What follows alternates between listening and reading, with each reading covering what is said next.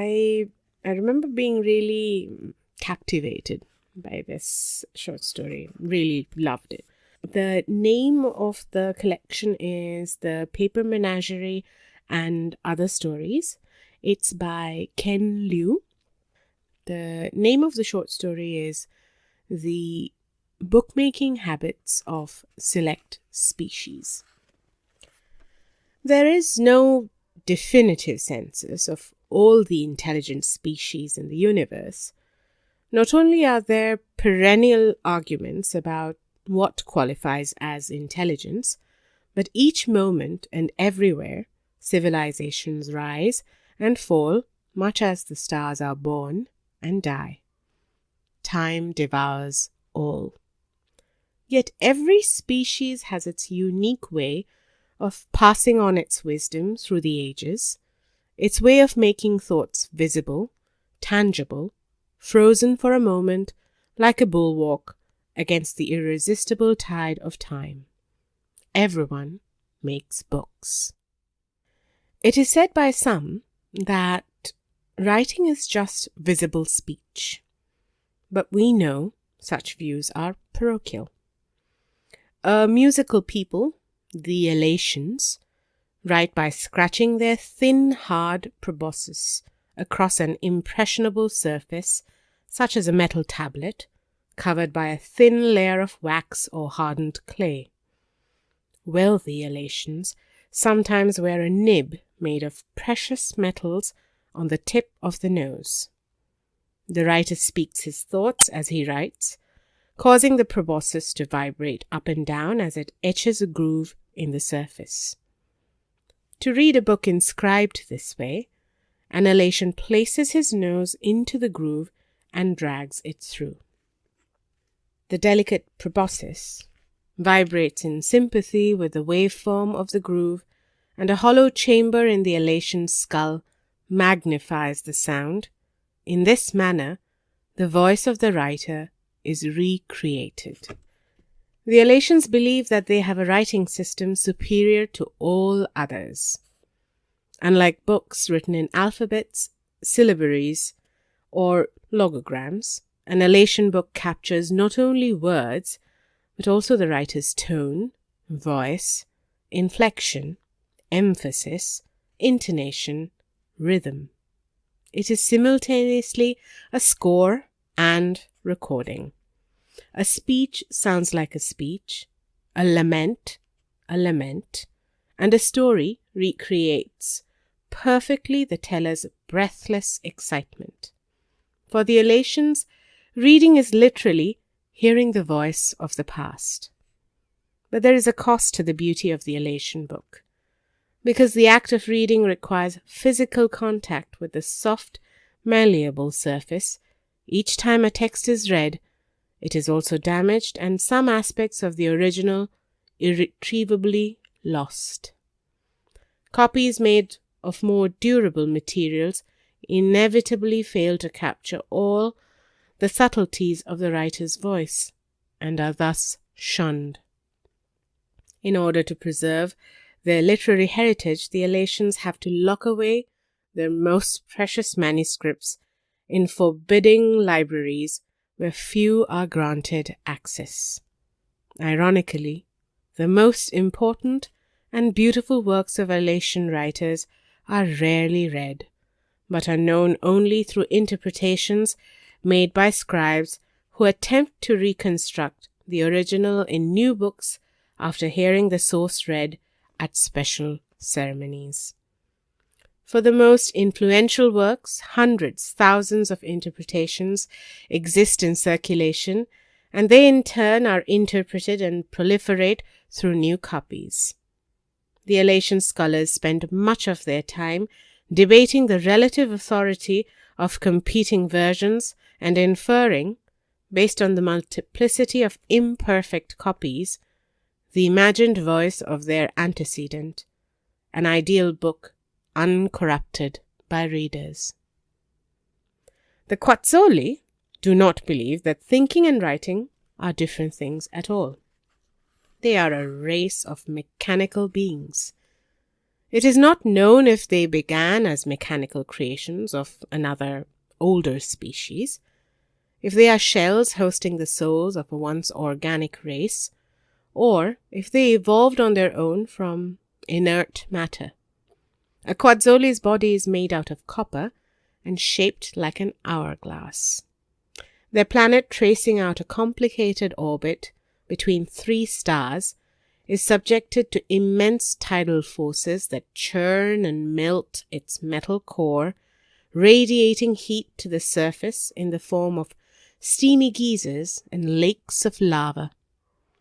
A Quadzoli ingests water into its bottom chamber a few times a day, where it slowly boils and turns into steam, as the Quadzoli periodically dips itself into the bubbling lava lakes. The steam passes through a regulating valve, the narrow part of the hourglass, into the upper chamber where it powers the various gears and levers that animate the mechanical creature.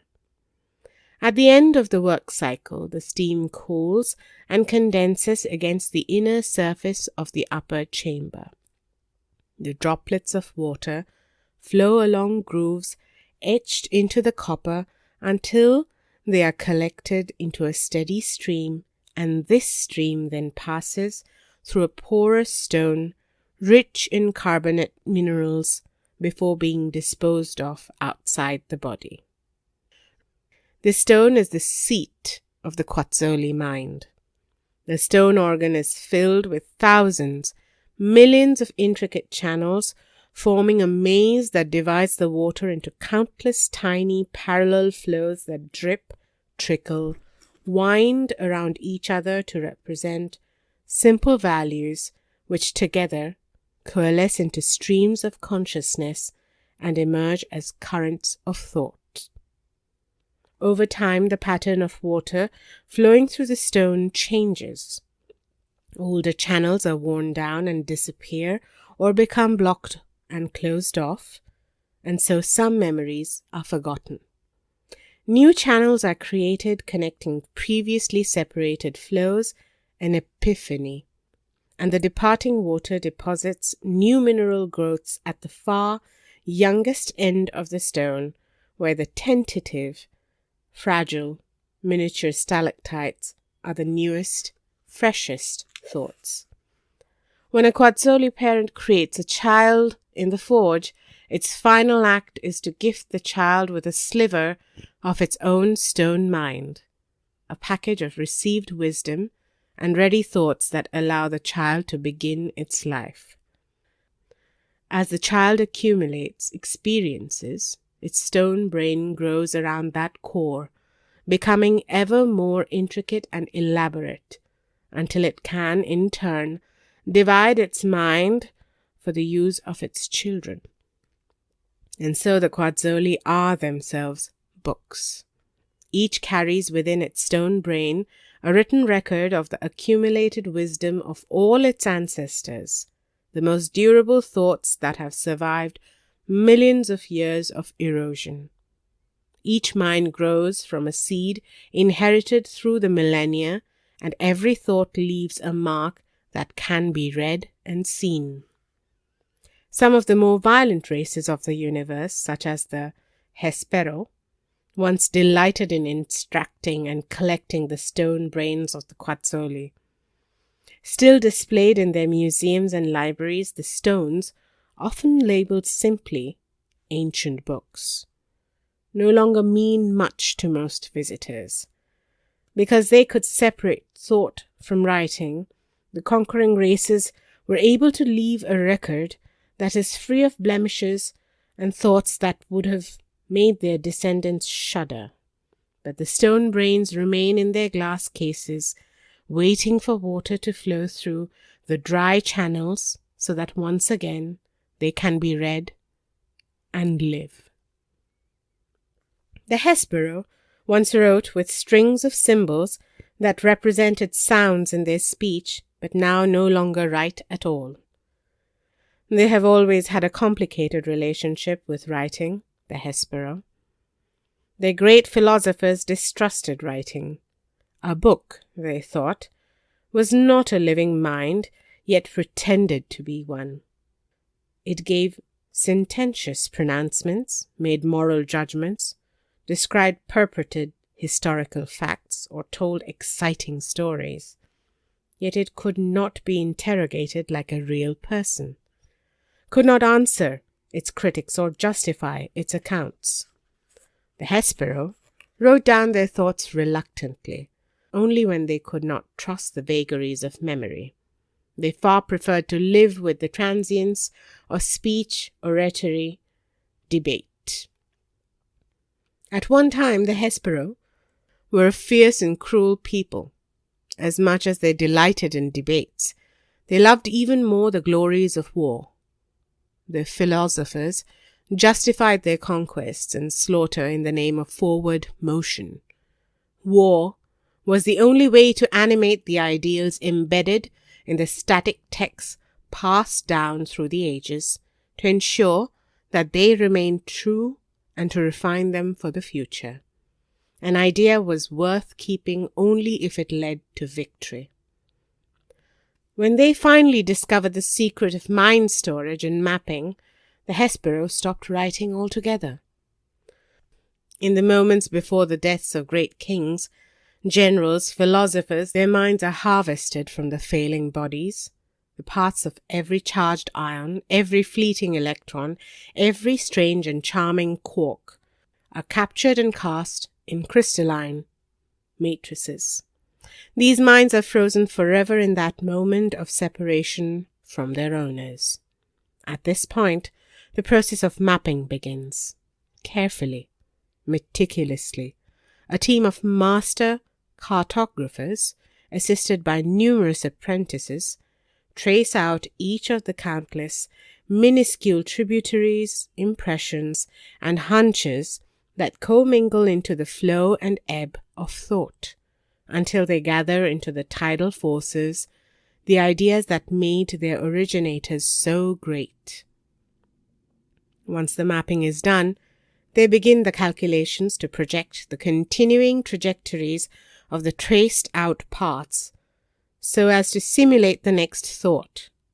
The charting of the courses taken by the great frozen minds into the vast, dark terra incognita of the future consumes the efforts of the most brilliant scholars of the Hespero.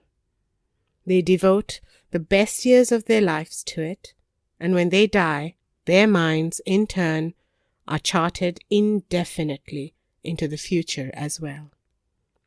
In this way, the great minds of the Hespero do not die. To converse with them, the Hespero only have to find the answers on the mind maps. Thus they no longer have a need for books, as they used to make them, which were merely dead symbols.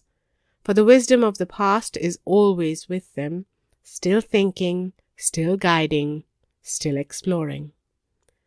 And as more and more of their time and resources are devoted to the simulation of ancient minds, the Hespero have also grown less warlike, much to the relief of their neighbors.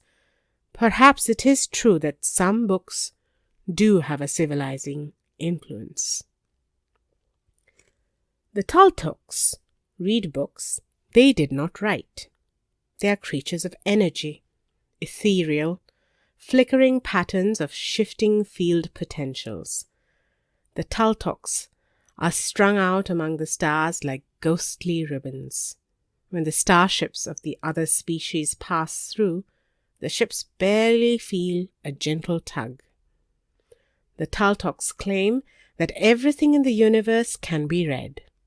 Each star is a living text, where the massive convection currents of superheated gas tell an epic drama, with the star spots serving as punctuation, the coronal loops extended figures of speech, and the flares emphatic passages that ring true in the deep silence of cold space. Each planet contains a poem, written out in the bleak, jagged staccato rhythm of bare rocky cores, or the lyrical lingering rich rhymes, both masculine and feminine, of swirling gas giants. And then there are the planets with life, constructed like intricate jeweled clockwork, containing a multitude of self-referential literary devices that echo and re-echo without end. But it is the event horizon around a black hole where the Taltoks claim the greatest books are to be found. When a Taltok is tired of browsing through the endless universal library, she drifts toward a black hole. As she accelerates towards the point of no return, the streaming gamma rays and X-rays unveil more and more of the ultimate mystery for which all the other books are but glosses. The book reveals itself to be ever more complex, more nuanced, and just as she is about to be overwhelmed by the immensity of the book she is reading, her companions, observing from a distance, realize with a start that time seems to have slowed down to a standstill for her, and she will have eternity to read it as she falls forever towards a center that she will never reach. Finally, a book has triumphed over time. Of course, no Taltok has ever returned from such a journey, and many dismiss their discussion of reading black holes as pure myth. Indeed, many consider the Taltoks to be nothing more than illiterate frauds who rely on mysticism to disguise their ignorance. Still, some continue to seek out the Taltoks as interpreters of the books of nature they claim to see all around us. The interpretations thus produced are numerous and conflicting, and lead to endless debates over the book's content and especially authorship. In contrast to the Taltoks, who read books at the grander scale, the Karui are readers and writers of the minuscule. Small in stature, the Karui each measure no larger than the period at the end of this sentence. In their travels, they seek from others only to acquire books that have lost all meaning and could no longer be read by the descendants of the authors. Due to their unimpressive size, few races perceive the Karui as threats, and they are able to obtain what they want with little trouble.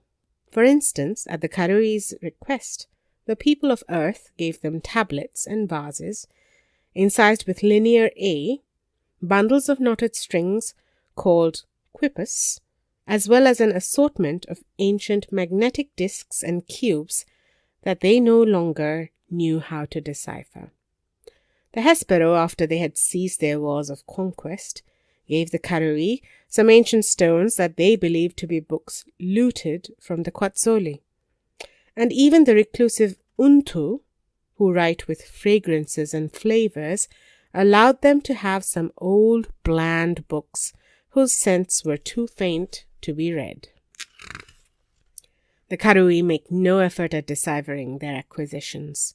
They seek only to use the older books, now devoid of meaning, as a blank space upon which to construct their sophisticated Baroque cities.